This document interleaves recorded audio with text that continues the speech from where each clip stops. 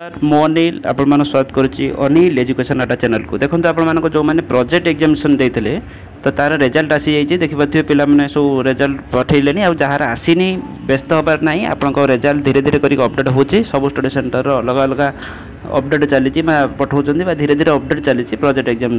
बहुत सारा पिला रिजल्ट आसी सारी तो आप निहती आप देखिपारे देखिए आम ठूर रही प्रोजेक्ट मुझे आमर कंटेंट बहुत जबरदस्त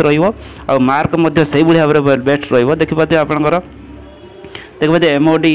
16 प्रकल्प रचना देखिए आप गोटे पिलाकर 89 रही देखो गोटे ये गोटे पिलार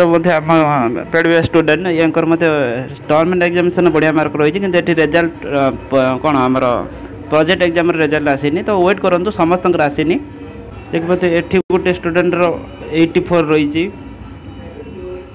89 रही एवं 90 रही निहती देखिए निहती जो मान प्रोजेक्ट एग्जाम रिजल्ट देखी ना देखी नि जो मान आसीनी वेट करूँ वरीड हूँ ना आसीज जो मैंने आम ठार नहीं नो डाउट भल मार्क रही तो निहती आप निज रिजल्ट देखी नि धन्यवाद।